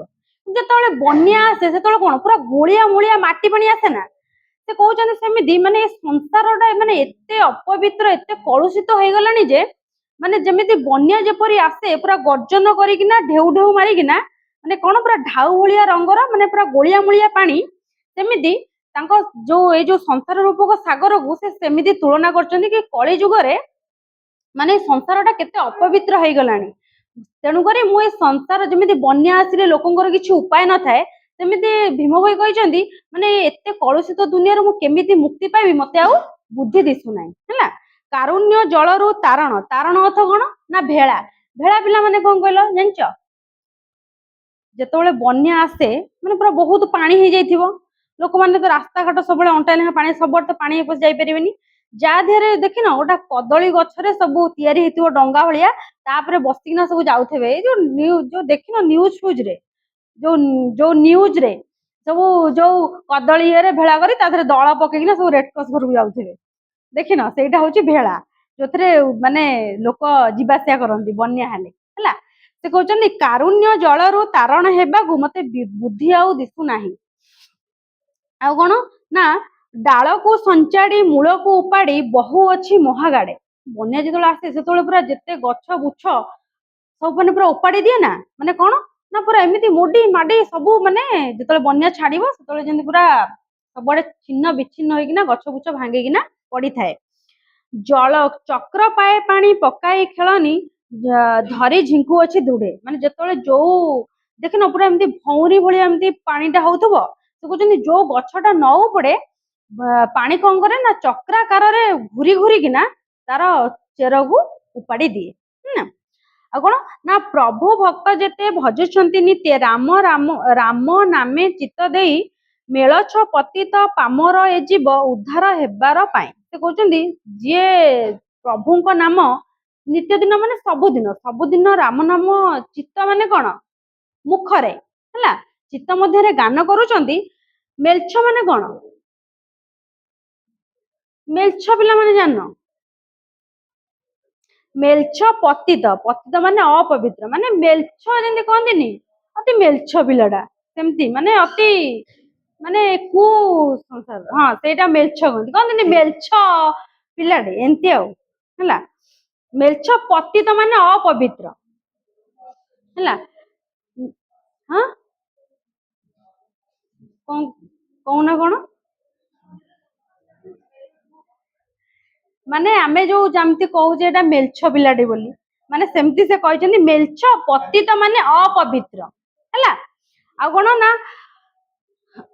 ମେଲଛ ଅପବିତ୍ର ପାମର ଏ ଜୀବ ଉଦ୍ଧାର ହେବା ପାଇଁ ମାନେ ସେ କହୁଛନ୍ତି କି ଏଇ ଯୋଉ ମେଲଛ ଅପବିତ୍ର ଆଉ କଣ ନା ଏଇ ଯୋଉ ମନ ଭିତରେ ଯୋଉ କେତେ ଗୁଡାକ ପାପ ଜମା ହେଇକିନା ଅଛି ତାର ମୁକ୍ତି ପାଇବା ପାଇଁ ଆମକୁ କଣ କରିବାକୁ ପଡିବ ନା ଆମ ଚିତ୍ତରେ ସବୁଦିନ ପାଇଁ ରାମ ନାମ ଗାନ କରିବାକୁ ହବ। ଆଉ କଣ ନା ବାଳୁତ ଅଜ୍ଞାନ ଛନ ଛନ ମନ ଖେଳ ରସେ ଚିତ୍ତ ସ୍ମରି ସଂସାର ସାଗରୁ ପାରି ହେବି ବୋଲି ସାଧୁ ଜନେ ପାଦ ଧରି। ସେ କହୁଛନ୍ତି ଯେମିତି ବାଳୁତ ମାନେ ଯିଏ ଛୋଟ ଶିଶୁ ଯେପରି କଣ ନା ତା ମନ ସବୁବେଳେ ଛନଛନ ହେଉଥାଏ କେମିତି ସେ କଣ ନା ଟିକେ ଖାଇଦେଇ ଯାଇ କାହା ସାଙ୍ଗେ ଖେଳିବ ତାପରେ ବି ଶୋଇବାକୁ ସେ ଯାଉନଥିବ କି ମା ମୁଁ ଆଜି ଶୋଇବିନି ମୁଁ ଯିବି ଖେଳିବାକୁ ତା ମନ ଯେମିତି ଖେଳିବା ପାଇଁ ସବୁବେଳେ ତା ମନଟା କଣ ଥାଏ ମୁଁ ଖେଳିବି ଯେମିତି ତା ମନଟା ଆଉ କୁଆଡେ ନଥିବ ସେମିତି ସଂସାର ସାଗରୁ ପାରି ହେବି ବୋଲି ସାଧୁ ଜନ ପାଦ ଧରି। ଦେଖ କହୁଛନ୍ତି ଭୀମ ଭୋଇ କି ମୋ ମନ ସେମିତି ବାଳୁତ ମନ ଯେମିତି ସବୁବେଳେ ଛନଛନ ହୁଏ ଖେଳିବା ପାଇଁ ଏଇ ଯୋଉ ସଂସାର ରୂପକ ସାଗରକୁ ପାରି ହେବା ପାଇଁ ମୋ ମନ ବି ଖାଲି ଛନଛନ ହଉଛି କୋଉ ପରି ନା ଛୋଟ ବାଳ ଶିଶୁ ପରି ହେଲା। ସେଥିପାଇଁ ସେ ସବୁବେଳେ ସାଧୁ ଜନ ମାନଙ୍କର ପାଦ ପଦ୍ମରେ ଶରଣ ପଡିଛନ୍ତି ହେଲା। ଆଉ କଣ ନା ଗୁରୁ ଦେବ ବିନୁ ମୋକ୍ଷ ନୁହେଁ ତନୁ ଅନ୍ୟର ଭରସା ନାହିଁ ପ୍ରଭୁ ପାଦ ଧାଇ ଭଣେ ଭୀମ ଭୋଇ ହେତୁ ଘରେ ନାମ ଥୋଇ। ହେତୁ ମାନେ ଉଦ୍ଦେଶ୍ୟ ରଖି ମାନେ ସେ କହୁଛନ୍ତି ଗୁରୁଦେବ ବିନା ମୋକ୍ଷ ପାଇବା ମାନେ ପୁରା ଅସମ୍ଭବ। ଆଉ ଯେତେବେଳେ ଆମେ ଗୁରୁ ବା ଭଗବାନଙ୍କର ଶରଣାପନ୍ନ ହବା ଆମେ ନିହାତି ମୋକ୍ଷ ପାଇବା। ତେଣୁକରି ପ୍ରଭୁ ପାଦେ ଧାଇ ଭଣେ ଭୀମ ଭୋଇ ମାନେ ପ୍ରଭୁଙ୍କର ପାଦ ପଦ୍ମରେ ଭୀମ ଭୋଇ କଣ କରୁଛନ୍ତି ନା ତାଙ୍କର ଜୀବନ ଉଦ୍ଦେଶ୍ୟରେ ସେ ଘରେ ଯାଇକିନା ତାଙ୍କ ନାମକୁ ତ୍ୟାଗ କରିଦେଇଛନ୍ତି ମାନେ ତାଙ୍କ ନିଜକୁ ସେ ଉତ୍ସର୍ଗ କରିଦେଇଛନ୍ତି କାହା ଆଗରେ ନା ଭୀମ ଭୋଇଙ୍କ ଯୋଉ ମହିମା ଗୋସାଇଙ୍କ ଶରଣ ମାନେ ପାଦ ପଦ୍ମରେ ହେଲା। ସରିଗଲା ତମ ପାଖରେ ବହି ନାହିଁ କହୁଛନ୍ତି ସରିଗଲା ମ୍ୟାଡାମ ବୁଝି ହେଲା ବୁଝି ହେଲା। ଆର କିଛି ସେମିତି ପର୍ଟିକୁଲାର ଯେମିତି ମିତ୍ରତାର ଷ୍ଟୋରି ଅଛି ଆଉ ସେମିତି କିଛି ଷ୍ଟୋରି ନାହିଁ କାରଣ ଭଗବାନ ଯୋଉ ଭୀମ ଭୋଇ ବିଭିନ୍ନ ପ୍ରକାର ଉଦାହରଣ ଦେଇକିନା ବୁଝେଇଛନ୍ତି। ସେଥିପାଇଁ ତମେ କହିଲ ସମରି କହିବାକୁ ଆର ସମରି ବି ଦେଖ ସବୁର ବିଷୟ ପଛପଟରେ ସମରି ଭଳିଆ ଅଳ୍ପ କିଛି ଦେଇଥାଏ କିନ୍ତୁ ଆର କଣ ଦେଇଛି ଆର ଦେଇନି କାରଣ ଆର ପର୍ଟିକୁଲାର ସମରି ହିଁ କିଛି ନାହିଁ। କୋଉଠୁ ସମରି କଣ କହିବ ସେଥିପାଇଁ ତ ମୁଁ ଫାଷ୍ଟରୁ ଲାଷ୍ଟ ଯାକେ ପଢେଇଦେଲି ହେଲା। ବୁଝି ହେଲା ଖାଲି ଉଦାହରଣ ଦେଇଛନ୍ତି ଆଉ କୋଶ୍ଚିନ୍ ଆନ୍ସର ସରିଯାଇଥିଲା। ହଉ ଚାଲ ଟିକେ ଯୋଉ ଅବୟଟା ଆଜି ସାରିଦବା କ୍ରିୟାପଦ ଯଦି ମ୍ୟାମ ପଢେଇବେ ଗୋଟେ ତ ସରିଯିବ ଆଉ।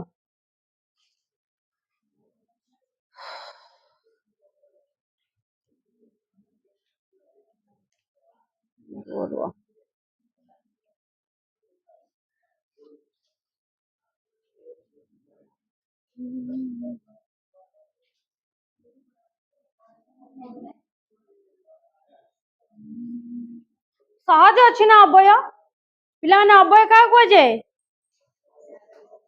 ଆଁ ପଢା ବା ହେଇଛି ତମମାନଙ୍କର ଲେଖା ହେଇଛି ମୁଁ କଣ ଦେଖିପାରୁନି ବହିରେ ଲେଖା ହେଇଛି। ହଁ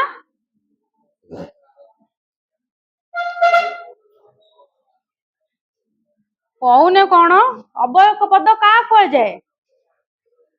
ଯାହା କହୁଛ ଜୋର ପାଟିରେ ଟିକେ କୁହ ଯେମିତି ମତେ ଶୁଭିବ। ଅବୟ ମାନେ ଅବୟ କିଏ ତ କହିଲା ଅବୟ ମାନେ ଅବୟ ମୁଁ ବୁଝିପାଇଲିନି ଅବୟ କାହାକୁ କୁହାଯାଏ।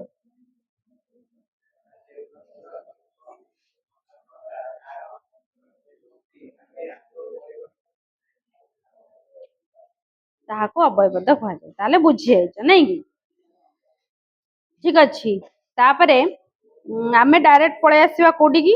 ରାମ ଓ କୃଷ୍ଣ ଖେଳୁଛନ୍ତି, ଏଥିରେ କଣ ଅବୟ ପଦ କଣ? ଓ। ଓଟା କି ଅବୟ? କି ଅବୟ? ଗୋଟେ ବାକ୍ୟକୁ ଯିଏ ସଂଯୋଗ କରୁଥିବ ସେଟା ହଉଛି କଣ? ସଂଯୋଜକ। ଏ ସଂଯୋଜକ ଅବୟ ଠାରେ ଆମେ ପଢିବା ପ୍ରକାର ଭେଦ। ଅବୟ କେତେ ପ୍ରକାର ଅଛି ପିଲାମାନେ? 35। ଆଉ 15ଟା, 23ଟା।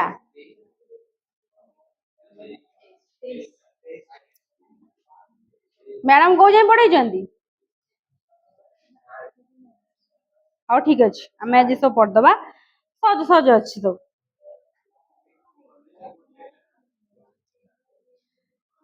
ଦେଖ ଅବୟ ପଦ ତମେ ବୁଝିବ କି ଯୋଉଟା ଟୋଟାଲି ପରିବର୍ତ୍ତନ ହୁଏ ନାହିଁ। ମୁଁ କହିବି ରାମ ଓ କୃଷ୍ଣ, ରାମ ଓ, କିନ୍ତୁ ମୁଁ ସେଇଠି କହିବି କି ମନୋଜ ଓ ସୁମନ, କିନ୍ତୁ ଦିଟା ପଦକୁ ମୁଁ ଚେଞ୍ଜ କଲି, କିନ୍ତୁ ଓ ଟାକୁ ମୁଁ ଚେଞ୍ଜ କଲି କି? ପରିବର୍ତ୍ତନ ହେଲା ନାହିଁ। ଯୋଉ ବାକ୍ୟରେ ଯୋଉ ପଦର କୌଣସି ପରିବର୍ତ୍ତନ ହୁଏ ନାହିଁ ସେଇଟା ହଉଛି ଅବୟ ପଦ ହେଲା।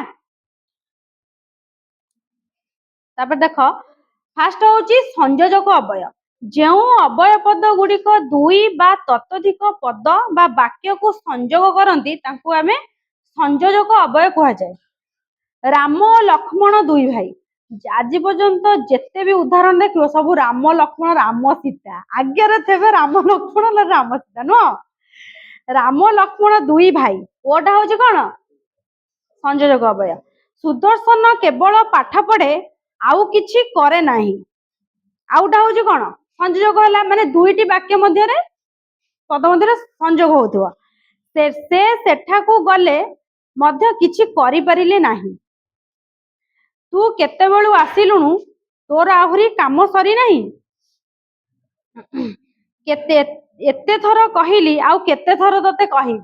ମାନେ ଏଇ ଯୋଉ ଶବ୍ଦ ଗୁଡାକ ସବୁ ମନେ ରଖିଦବ, ଓ, ଆଉ, ମଧ୍ୟ, ଆହୁରି, ଆଉ, ପୁଣି, ଏଇ ଶବ୍ଦ ଗୁଡାକ ମନେ ରଖିଦବ, ଇଏ ହଉଛି ସଂଯୋଜକ ଅବୟ ହେଲା। ଏମିତି ବି ପଡିଯିବ, ଓଟା ହଉଛି କି ଅବୟ? ସଂଯୋଗ ଅବୟ ହେଲା। ତାପରେ ହଉଛି ବିଯୋଜକ ଅବୟ। ବିଯୋଜକ ଅବୟ କଣ?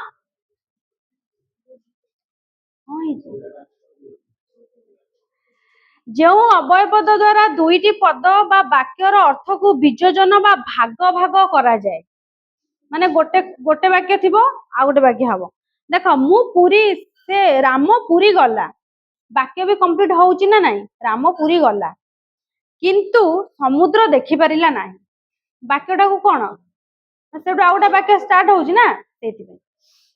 ସେ ହରି ଠାରୁ ଗାଳି ଶୁଣିଲେ ତଥାପି ରାଗିଲେ ନାହିଁ, ଏଇଟା ବି ଗୋଟେ ବାକ୍ୟ ହେଇପାରିଥାନ୍ତା। ସେ ହରି ଠାରୁ ଗାଳି ଶୁଣିଲେ, ଏଇଟା ବି ଗୋଟେ ପୂର୍ଣ୍ଣ ବାକ୍ୟ ହଉନି କି? କିନ୍ତୁ ଆଉ ଗୋଟେ ବାକ୍ୟ ସଂଯୋଗ କଲା କିଏ ନା, ତଥାପି ସେ ରାଗିଲେ ନାହିଁ। ଗୋବିନ୍ଦ ଗାଁକୁ ଗଲା ମାତ୍ର ମାମୁଙ୍କୁ ସାକ୍ଷାତ କଲା ନାହିଁ ହେଲା।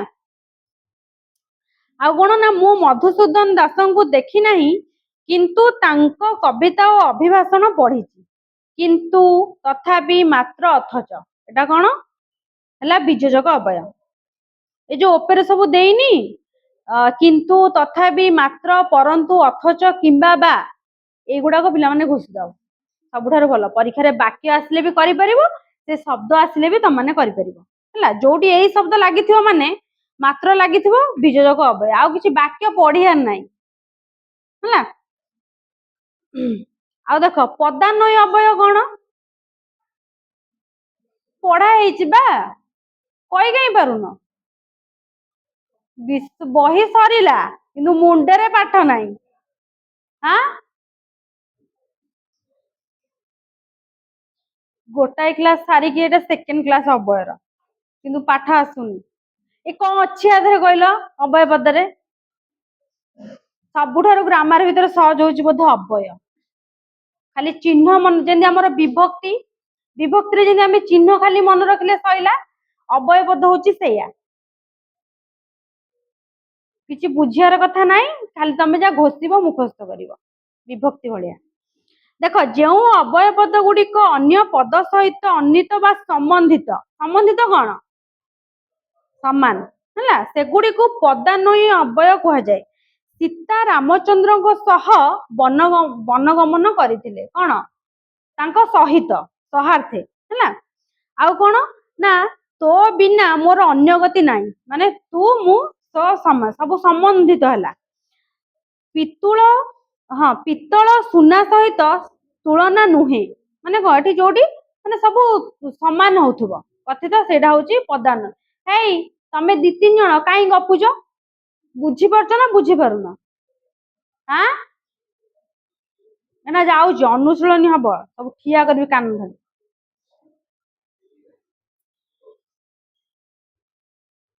ତାପରେ ହେଲା ବିଭକ୍ତି ସୂଚକ। ପିଲାମାନେ ବିଭକ୍ତି ଆମର କେତେ ପ୍ରକାର?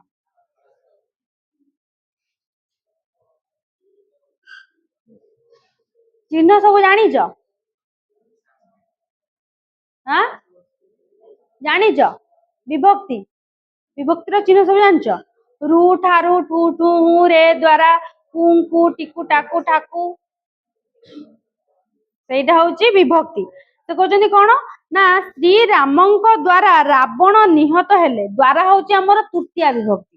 ଏଇଟା ତମେ ମାନେ ଯଦି ବିଭକ୍ତି ଜାଣିଥିବ ତାହେଲେ ଏଇଟା ବୁଝିପାରିବ, ନହେଲେ ବୁଝିପାରିବନି। ଫାର୍ଷ୍ଟଟା ହଉଛି ଟି ଟାଏ ଟିକୁ ଟାକୁ, ତାପରେ ସେକେଣ୍ଡ ହଉଛି କୁ କୁ ଟିକୁ ଟାକୁ ଠାକୁ, ରେ ଥାର୍ଡ ତୃତୀୟ ବିଭକ୍ତି ହଉଛି ରେ ଦ୍ଵାରା ଦେହି ଦେଇ, ପୁଣି ଚତୁର୍ଥ ବିଭକ୍ତି ହଉଛି କୁ କୁ ଟିକୁ ଟାକୁ, ପଞ୍ଚମ ବିଭକ୍ତି ହଉଛି ରୁ ଠାରୁ ଠୁ ଠୁ ହୁ ହେଲା। ଏମିତି ଅଛି ହେଲା, ନାଇଁ ଏଟା ଓଡିଆରେ ବି ବିଭକ୍ତିରେ ଅଛି। ତମେ ଯଦି ବିଭକ୍ତି ପଢିଥିବ ତାହେଲେ ଏଇଟା ବୁଝିପାରିବ, ନହେଲେ ବୁଝିପାରିବନି। କାରଣ ଏଇଟା ଦେଇଛି ଦ୍ଵାରା, ମୋ ଦେଇ ଏ କାମ ହେବ ନାହିଁ, ଦେଇଟା ବି ହଉଛି କଣ ବିଭକ୍ତି ଚିହ୍ନ। ତୁମ୍ଭ ଠାରୁ କିଏ ବହିଟି ନେଇଛି ହେଲା, ତୁମ୍ଭ ଠାରୁ କୋଉ ବିଭକ୍ତି କଲି, ରୁ ଠାରୁ ଠୁ ଠୁ କୋଉ ବିଭକ୍ତି, ପଞ୍ଚମୀ ବିଭକ୍ତି ହେଲା। ଆଉ ଏଇ ଯୋଉ ଦେଇଛି ରେ ଦ୍ଵାରା ଦେହି ଦେଇ, ଏଟା ହଉଛି କଣ ନା ତୃତୀୟ ବିଭକ୍ତି ହେଲା। ଏଠି କଣ ନା ବିଭକ୍ତି ଚିହ୍ନ, ସେଥିପାଇଁ ହେଲା ବିଭକ୍ତି ସୂଚକ ଅବୟ। କାଳ ସୂଚକ, ସମୟ ସୂଚକ। କାଳ ସୂଚକ ପିଲାମାନେ କହିଲେ କଣ ବୁଝିବା, ସମୟ, ଯେବେ ସେବେ, ନାଇଁ କି ହଠାତ୍ ହେଲା। ତୋର ଯେବେ ତାଙ୍କ ସହ ସାକ୍ଷାତ ହେବ, ସେବେ ମୁଁ ତାଙ୍କୁ କଥାଟା ପଚାରିବି, ମାନେ କଣ ଗୋଟେ ନିର୍ଦ୍ଦିଷ୍ଟ ସମୟକୁ ବୁଝଉଛି। ଯେବେ ତମେ ଆସିବ ସେବେ ମୁଁ ତମ ସହିତ ଯିବି, ତମେ ଯେବେ ଆସିବ ମୁଁ ସେବେ ଯିବି, ଗୋଟା କଣ କାଳକୁ ବୁଝେଇଲା ନା ନାଇଁ? ସହଜ ନୁହଁ ପିଲାମାନେ? ସବୁ ସହଜ, କିନ୍ତୁ ପଚାରିଲା ବେଳକୁ କିଛି ଆସିବନି। ନିଷେଧାର୍ଥକ, ଯେଉଁ ପଦ ଦ୍ଵାରା ନିଷେଧ ବା ବାରଣ ସୂଚିତ ହୁଏ ତାହାକୁ, ଏଟା ପୁରା ସହଜ। ଯୋଉଠି ଦେଖିବ ନ ନା ନଚେତ ନି ନାହିଁ ଥବ, ସେଇଠି ନିଷେଧାର୍ଥକ ହବ, ନାଇଁ ଆସିବନି। ତୁମେ କିଛି ନ କହିଲେ ଭଲ, ନ ଅଛି, ଯୋଉଠି ତ ନାହିଁ ଥବ ଆଉ, ଖାଲି ନ ଆସିଲା ମାନେ ନିଷେଧାର୍ଥକ ଆଉ ହେଲା। କିନ୍ତୁ ପିଲାମାନେ ପରୀକ୍ଷାରେ ତମର ଯଦି ଅପସନ ନଦବ, ତମାନେ ସବୁ ଏଇଗୁଡା ଘଷି ଦେଇଥିବ, ନିଷେଧାର୍ଥକ ଅବୟ, ଏ ପରିମାଣ ସୂଚକ ଅବୟ, ନହେଲେ ଜାଣିଥିବ ଏଇଟା ନ ଅଛି, ମୁଁ ଜାଣିଛି ମ୍ୟାଡମ ଏଟା କଣ କହିଥିଲେ, ସେ ନିଷେଧାର୍ଥକ ମନେ ପଡିବନି, କାରଣ ଅପସନରେ ନାହିଁ, ଅପସନ ଦିଆ ହେଇନି, ଛାଡିକି ଆସିବ। ତେଣୁକରି ଖାଲି ଟିକେ ଟିକେ ରିଡିଙ୍ଗ ମାରିଦେଇଥିବ, ନିଷେଧାର୍ଥକ ଅବୟ, ପରିମାଣ ସୂଚକ ଅବୟ। ଦେଖ ପରିମାଣ ସୂଚକ କଣ, ମୁଁ କହିବି ପୁଳା ଟୋକାଏ ଟୋକିଏ ଆମ୍ବ, ମାନେ ଗୋଟା ମାନେ ଟୋକେଇ, ବସ୍ତାଏ ଚିନି, ମେଞ୍ଚେ ଆମ୍ବ, ହଁ ହେଲା, ମାନେ ବସ୍ତାଏ ଚିନି, କିଛି ପରିମାଣ ଅଛି, ଯୋଉ ତାର କିଛି ମାନେ ପର୍ଟିକୁଲାର କିଲୋ ଅଛି କି ଏତେ କେଜି, ମୁଁ କହିବି 5 କେଜି ଚିନି, ସେଟା କୋଉଥିରେ ଯିବ? ତମକୁ ପଢେଇଥିଲି କୋଉଥିରେ ନା ବିଶେଷ ବିଶେଷଣ ପଢେଇଥିଲି, ସେଟା କୋଉଥିରେ ଯିବ? ସଂଖ୍ୟା ବାଚକରେ। ଯଦି ମୁଁ କହିବି ବସ୍ତାଏ ଚିନି, ପରିମାଣରେ ଯିବ। ସେମିତି ମତେ ଏତେ କଥାରୁ କଣ ମିଳିବ, ମତେ ଯେତେ ମାଠିବୁ ମାଠେ, ମୁଁ ସେଇ ଦରପଡା କାଟେ ହେଲା। କଣ ନା ଯେତେ, ମାନେ କୌଣସି ମାନେ ପରିମାଣ ତାର ନାହିଁ, ମାନେ କଣ ନା କିଛି ଆକଳନ କରିହବନି ହେଲା। ମୁଁ ତାଙ୍କୁ ଯେତିକି ଆମ୍ବ ଦେଲି ସେ ମତେ ସେତିକି ନଡିଆ ଦେଲେ। ମୁଁ ତାଙ୍କୁ ଯେତିକି ଦେଲି ସେତିକି, ମାନେ କେଇଟା ସେ ଗଣି ନାହାନ୍ତି ହେଲା। ସେଇଟା ହଉଛି ପରିମାଣ ସୂଚକ ବା କିଛି ଗୋଟେ ମାନେ ଆକଳନ କରି କହିବା, ସେଟା ହଉଛି ପରିମାଣ। ଆଉ ଗୋଟେ ହଉଛି ସମ୍ଭାବନା ସୂଚକ। ସମ୍ଭାବନା ସୂଚକ ମାନେ ଆମେ କିଛି ସମ୍ଭାବନା କରି କହିବା, କାଲିକି ବର୍ଷା ହେଇପାରେ, ସମ୍ଭାବନା ନୁହଁ, ନାଇଁ କି? ଦେଖ, ଯଦି ସେ ଆସିବ ତେବେ ମୁଁ ଯିବି, ମାନେ କଣ ସମ୍ଭାବନା କରି କହୁଛନ୍ତି, ଯଦି ସେ ଆସିବ ତାହେଲେ ମୁଁ ତା ସହିତ ଯିବି, କିଛି ମାନେ ସିଓର ନାହିଁ କି ମୁଁ ଯିବି ବୋଲି। ଯେବେ କଥା ଦେବ ତେବେ ଆସିବ। କଣ ହେଇଛି, ବୁଝି ହଉଛି ନା ବୁଝି ହଉନି? ବୁଝି ହଉନି? ଏଇ ବୁଝି ହଉନି? ଯେତେବେଳେ ସୁନାମି ଆସିବ ଆମେ ସେତେବେଳେ ନଡିଆ ଗଛ ଚଢିଯିବା। ସେତେବେଳେ ଭାସିବା, କଣ ପହଁରା ଶିଖିଛେ ଭାସିବା? ସୁନାମି କେତେ ଉଞ୍ଚାରେ ଆସିବ ଆମେ ସେଠି ଭାସିବା। ଗୋଟାଏ ବୋଲି ଜୀବନ ପାଇଁ ତ ରକ୍ଷା କରିବାନି, ନଡିଆ ଗଛ ଚଢିଯିବା। ହଁ,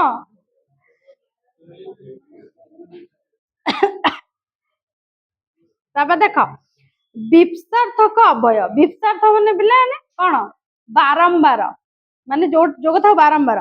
ଛାତ୍ରଟି ବାରମ୍ବାର ସେହି ଭୁଲ କରୁଛି, ଥରକୁ ଥର ସେ ଯୁକ୍ତିରେ ପରାସ୍ତ ହେଲେ। ଏ ବର୍ଷ ଲାଗ ବର୍ଷା ଯୋଗୁ ଫସଲ ହାନି ହୋଇଛି। ବିପ୍ସା ମାନେ ଗୋଟାଏ ୱାର୍ଡ ଟା ମାନେ ବାରମ୍ବାର କହିବା ହେଲା। ଦିନକୁ ଦିନ ପରିବାର ରେଟ୍ ବଢୁଛି, ଦିନକୁ ଦିନ ବିପ୍ସାର୍ଥରେ ହେଲା। ସମ୍ମତି ସୂଚକ ଅବୟ, ପିଲାମାନେ ସମ୍ମତି ସୂଚକ ପଢୁନ ଜାଣିବ। ସବୁ ତ ମ୍ୟାମ ତ ପୁରା ପଣ୍ଡିତ ଆଉ, ସବୁ ମ୍ୟାମ କହିବେ। ସମ୍ମତି ସୂଚକ ଅବୟ, ଯେଉଁ ପଦ ଦ୍ଵାରା ସ୍ୱୀକୃତି ବା ସମ୍ମତି ପ୍ରକାଶ ହୁଏ ତାହାକୁ ସମ୍ମତି। କଣ ନା, ହଁ ମୁଁ ତୁମ ପ୍ରସ୍ତାବରେ ରାଜି ଅଛି। ସମ୍ମତି ମାନେ କଣ, ମୁଁ ଯୋଉ କଥାକୁ କହିଲି ମୋ କଥାକୁ ତମେ କଣ ଗ୍ରହଣ କଲ, ସମ୍ମତି ଲାଭ କଲ ହେଲା। ଆଜ୍ଞା ସବୁ ଠିକ ଅଛି, ନିଶ୍ଚୟ ସେ କଥାରେ ସତ୍ୟତା ଅଛି, ମାନେ ଜଣଙ୍କ କଥାକୁ ସମର୍ଥନ କରିବା ହେଲା। ତାପରେ ହଉଛି ବିକଳ୍ପାର୍ଥକ ଅବୟ। ଯେଉଁ ଅବୟ ପଦ ବିକଳ୍ପର ସୂଚନା ପ୍ରଦାନ କରେ ତାହାକୁ ବିକଳ୍ପ ବିକଳ୍ପାର୍ଥକ ଅବୟ କୁହାଯାଏ। କଣ ନା, ବା, ଅବା, କିମ୍ବା, ଅଥବା, ନଚେତ, ନୋହିଲେ, ନତୁବା। ରାମ କିମ୍ବା ଗୋପାଳ ସେଠାକୁ ଯିବେ, ତୁମେ ଯାଅ ଅଥବା ଏ କାମ କର। ପ୍ରଥମ ପ୍ରଶ୍ନର ଉତ୍ତର ବା ଦ୍ୱିତୀୟ ପ୍ରଶ୍ନର ଉତ୍ତର ନିର୍ଭୁଲ ଭାବେ ଦିଅ। ମାନେ ପିଲାମାନେ କଣ ନା, ଦେଖ ଏଇଟା ଭିତରେ ତମେ କନଫ୍ୟୁଜ ହେଇଯିବ। ମାନେ ଏଠି ଦେଇଛି କିମ୍ବା, ପୂର୍ବରୁ ବି ଦେଇଛି କୋଉଠି ଗୋଟେ କିମ୍ବା ଦେଇଥିଲା ବା,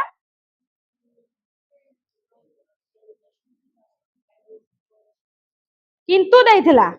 ନା ନା ନା ନା, ବିଯୋଜକ ଅବୟରେ ବି ଯୋଉ କିମ୍ବା ଦେଇଛି, ଏଥରେ ବି କିମ୍ବା ଦେଇଦେଇଛି। ଅଥବା ବି କୋଉଠି ଗୋଟେ ଥିଲା ନୁହଁ। ଏଇଟା କଣ କରିବ, ଦିଟା।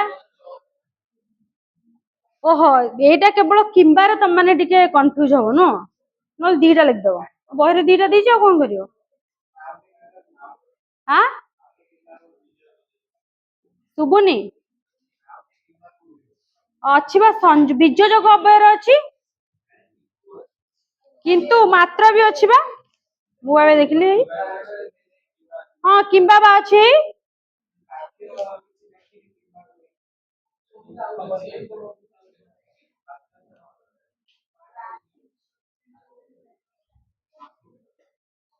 ଦିଟା ନା ଲେଖିଦବ ଆଉ କଣ କରିବ, ଦିଟାରେ ବି ଦେଇଛି କିମ୍ବା କିମ୍ବା, ନାଇଁ କି? ତାପରେ ସମ୍ବୋଧନ ସୂଚକ ଅବୟ। ସମ୍ବୋଧନ ମାନେ କଣ, ମୁଁ କହିବି ଏଇଠିକି ଆସ, ତମକୁ କଣ ଡାକିଲି, ସମ୍ବୋଧନ କରିବା, ସେଟା ହଉଛି ସମ୍ବୋଧନ ହେଲା। ଆଉ କଣ ନା, କାହାରିକୁ ଡାକିବା ବା ସମ୍ବୋଧନ କରିବା ପାଇଁ ବ୍ୟବହୃତ ଅବୟକୁ ସମ୍ବୋଧନ ସୂଚକ ଅବୟ କୁହାଯାଏ। ହେ, ଆହେ, ଆରେ, ଗୋ ହେଲା, ଲୋ, ଆଗୋ, ଇଲୋ, ବେ, ଆବେ, ହଇଗୋ। କଣ, ଆହେ ଦୟାମୟୀ ବିଶ୍ଵ ବିହାରୀ ଘେନ ଦୟାମୟୀ ମୋର ଗୁହାରୀ। କଣ, ଭଗବାନଙ୍କୁ ପ୍ରାର୍ଥନା କରିକିନା କହୁଛନ୍ତି ଆହେ ଦୟାମୟୀ ହେଲା। କଣ, ଆଗ ଶୁଣୁଛ, ମାନେ ଜଣକୁ ଡାକିବା ଆଗ। ସବୁ ବୁଝିଗଲ ଏଇଟା ଆଗ ଶୁଣୁଛ କାଗୁ ଡକା ଯାଇ ନୁହଁ ସେଇଥିପାଇଁ ହସିଲ ଆଉ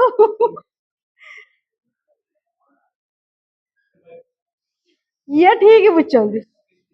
ହଁ ସିଏ ଠିକ ବୁଝଛନ୍ତି ବୋଲି ହସିଲେ ନା ଆଉ ତାଙ୍କୁ ପଚାରିବ କହିବେ ତାର ଅର୍ଥ ଟା କଣ କାହାକୁ ଡକାଯାଏ।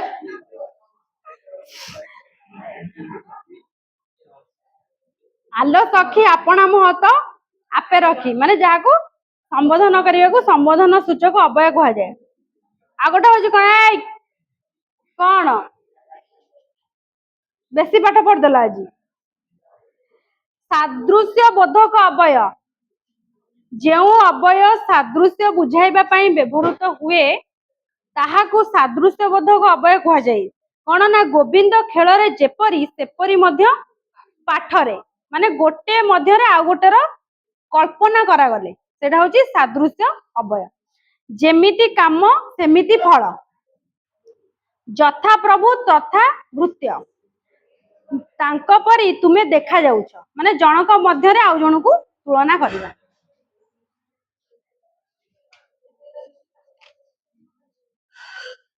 ସାଧ ବାକି ଆଜି ହବ ଏଟା ତାପରେ ତୁମର କ୍ଲାସ ଅଛି।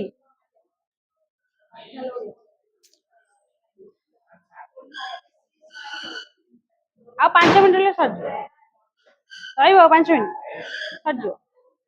କହୁଛନ୍ତି ନା କ ଜମା ପାଠ ପଢିବା ଇଚ୍ଛା ନାହିଁ।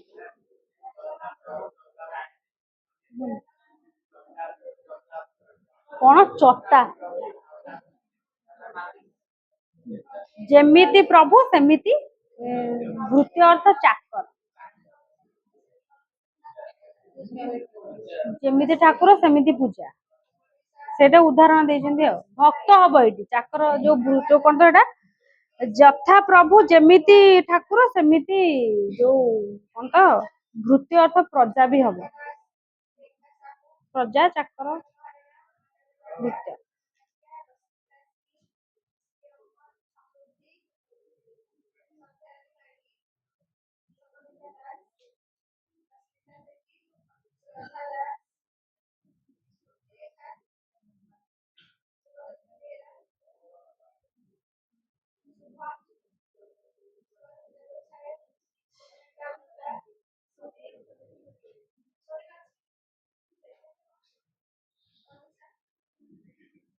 5 ମିନିଟ ରହିବ ପଢେଇଦବା ସାରିଦବା।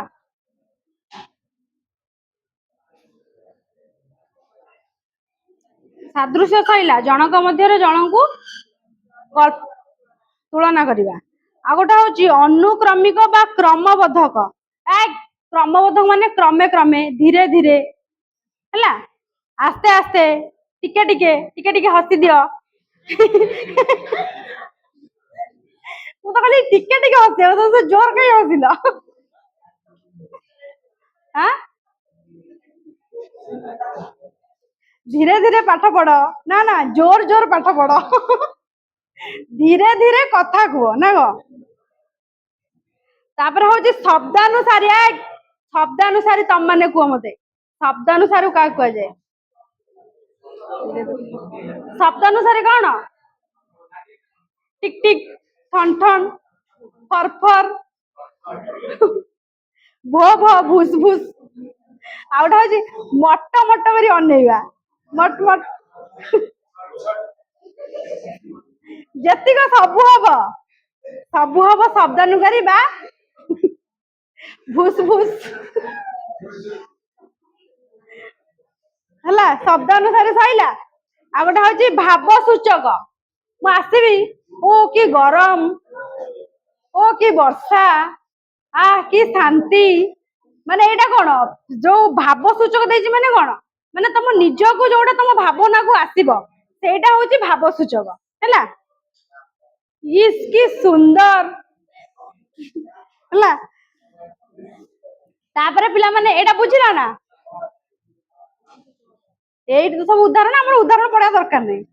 ତାପରେ ପ୍ରଶ୍ନ ସୂଚକ କଣ ହବ ଯୋଉଠି ତ ପ୍ରଶ୍ନବାଚକ ଚିହ୍ନ ଥିବ ଆଉ ସଇଲା ଆଉ କି କାହିଁକି ନା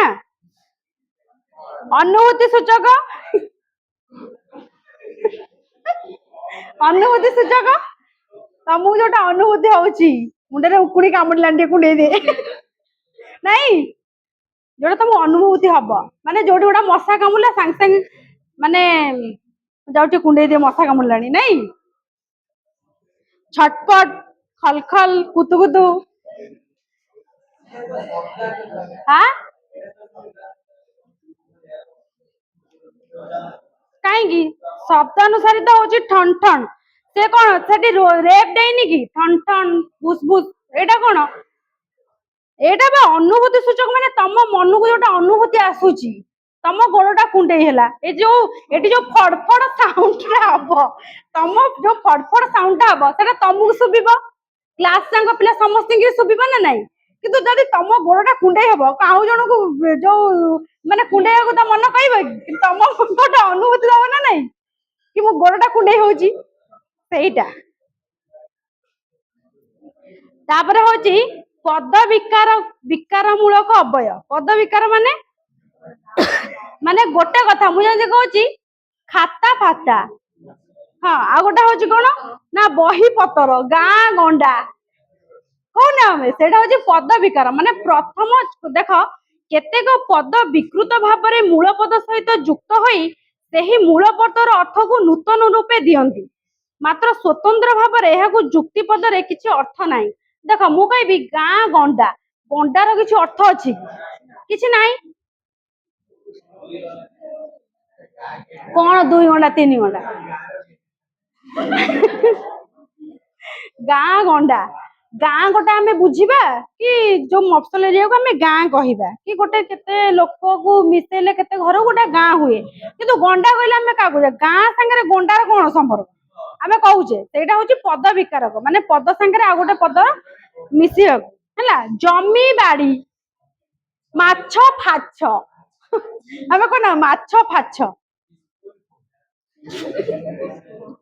ଲୁଗା ପଟା, ଲୁଗା ତ ଲୁଗା ପୁଣି ପଟା କଣ, ସେମିତି ସେଇଟା ହଉଛି ପଦ ବିକାରକ, ମାନେ ମୂଳ ପଦ ସହିତ ସେ ପଦଟା ମିଶିଲେ ବି ସେଟା କଣ ନା ଅର୍ଥକୁ ଗୋଟେ ଗୋଟେ ନୂତନ ଅର୍ଥ, ପିଲା ଝିଲା। ତାପରେ ଦେଖ ଆଉ ଗୋଟେ ପେଜ ପିଲାମାନେ ସରିଯିବ, ତାପରେ ହଉଛି ଆଳଙ୍କାରିକ ଅବୟ, ଆଳଙ୍କାରିକ କଣ, ଆଳଙ୍କାରିକ ପିଲାମାନେ କଣ, ଅଳଙ୍କାର କଣ, ଅଳଙ୍କାର ହଉଛି ଆମେ ସୌନ୍ଦର୍ଯ୍ୟ ବୃଦ୍ଧି ପାଇଁ ଆମେ ଯାହାକୁ ମାନେ ବ୍ୟବହାର କରିଥାଉ, ଗୋଟେ ଝିଅ ହଉ କି ବିଭିନ୍ନ ପ୍ରକାର କବି ମାନେ ବି ହୁଅନ୍ତୁ, ତାଙ୍କ କାବ୍ୟ କବିତାକୁ ସରସ ସୁନ୍ଦର ସ୍ମୃତି ମଧୁର କରିବା ପାଇଁ ସେମାନେ ବିଭିନ୍ନ ପ୍ରକାର ଅଳଙ୍କାରକୁ ବ୍ୟବହାର କରନ୍ତି, କେମିତି ନା ଯେମିତି ଦେଇଛି ଟିକି ଟି ତ ମ ପରା, କଣ ନା ଗଲାଣି ତ ଗଲା କଥାରେ ସଙ୍ଗାତ, ଗଲାଣି ତ ଗଲା ସଙ୍ଗା, ଏଠି କଣ ତଟା ଲାଗିଛି ବୋଲି ଆମକୁ ଶୁଣିବାକୁ ଟିକେ ଭଲ ଲାଗୁନି, ସେଇଟା ତୁ ପରା ବୋଲାଉ ଉତ୍କଳ ସନ୍ତାନ, ହେଲା ତୁମେ ମୋ ପାଖକୁ ଆସମ, ନୂଆ ବୋହୂଟି ନଦୀକୁ ଗାଧେଇ ଯିବୁ ନାହିଁଟି, ହେଲା ମାନେ କଣ ନାହିଁ କହିଥିଲେ ବି ହେଇଥାନ୍ତା, କିନ୍ତୁ ସେ ଟି ଲଗେଇଛି କଣ ନା ବାକ୍ୟକୁ ଆଉ ଟିକେ ସରସ ସୁନ୍ଦର କରିବା ପାଇଁ, ସେଇଟା ହଉଛି ଅଳଙ୍କାର, ହେଲା। ହେତୁବୋଧକ କଣ, ହେତୁ ବା ସେଟା ହଉଛି କଣ ନା ଯେଉଁ ଅବୟ ହେତୁ ବା କାରଣ ପ୍ରକାଶ କରେ ତାହାକୁ ହେତୁବୋଧକ ଅବୟ କୁହାଯାଏ, କଣ ନା ଏଣୁ ତେଣୁ ସୁତାରାଂ ଅତଏବ ତେଣୁ, ରାମ ଠିକ ସମୟରେ ବିଦ୍ୟାଳୟକୁ ଗଲା ନାହିଁ ତେଣୁ ଦଣ୍ଡ ପାଇଲା, ମାନେ କିଛି ନିର୍ଦ୍ଦିଷ୍ଟ ଗୋଟେ କାରଣକୁ ଯଦି ବୁଝଉଥିବ ସେଥିପାଇଁ ହବ କଣ ନା ହେତୁବୋଧକ, କହିଲା ଆଉ।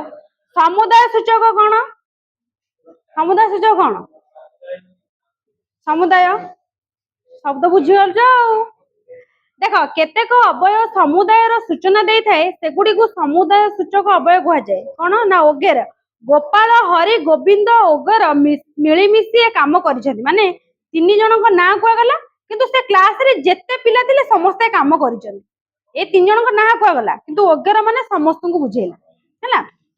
ବାପା